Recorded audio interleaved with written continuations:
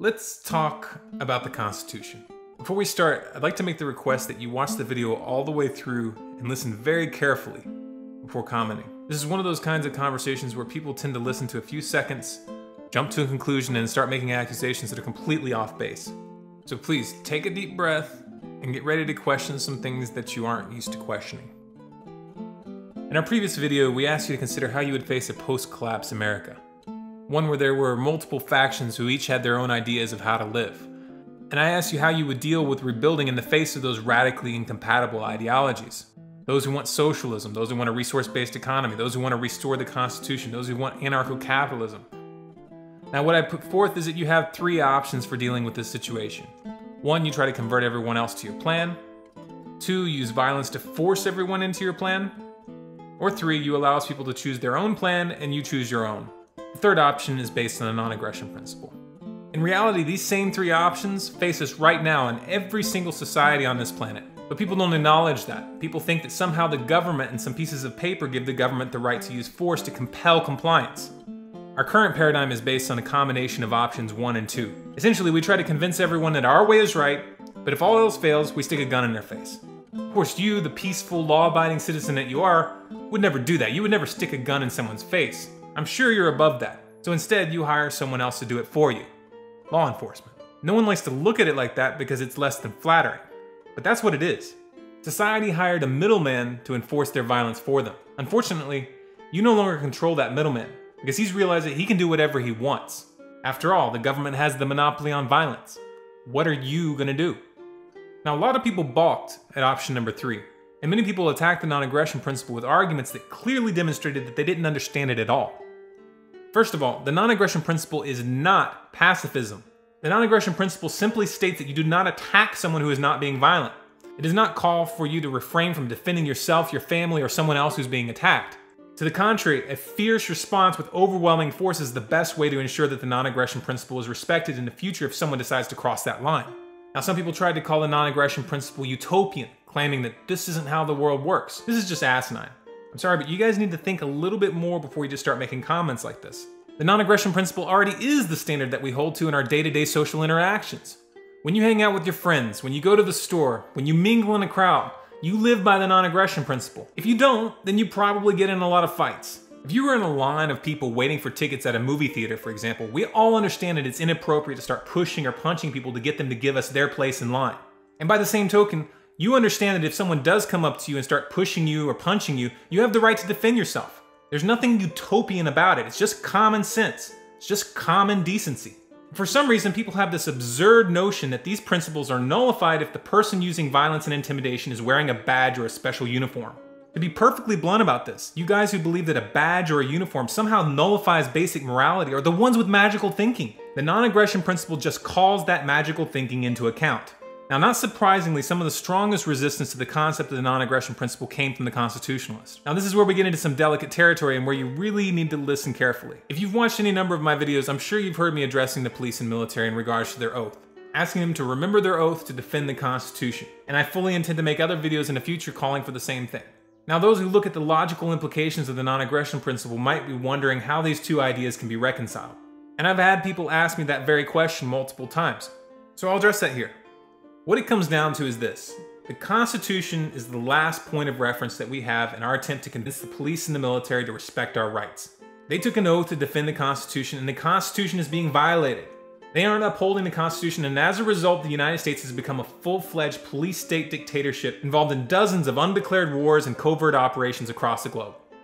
Asking them to uphold that oath is something of a minimum request. They already promised to do it, and they haven't. Moreover, they have complied with these orders, which is what made these infringements possible. When I ask the police and military to respect their oath, it's because I know that it will take a miracle to get them to do even that. And there's virtually no chance of getting them to look any deeper if they aren't even willing to keep the commitments that they already made. America is headed for a collapse. We have a corrupt government that wants absolute power, and we have a population that is willfully ignorant and distracted by entertainment and consumerism, with a police and military that are not honoring their oaths. In this context, the absolute best we could hope for is to have the police and military resist orders to crush dissidents and to disarm the citizens as the system is collapsing. As such, I consider the Oath Keepers, those who are committed to making a stand, to be the last guardians. Their job is to keep what is left of constitutional boundaries in place as the US government falls. However, after it falls and the dust settles, and the dust will take years to settle, do those who believe in the Constitution believe that they have the right to go and invade the scores of communities who have survived in their own way? What happens if those communities meet you at the gate and say, no, we're not interested in that Constitution anymore. We wrote our own Constitution. We all signed it. What are you going to do then? Are you going to try to force them to submit? Are you going to declare war on them and kill them if they try to defend themselves?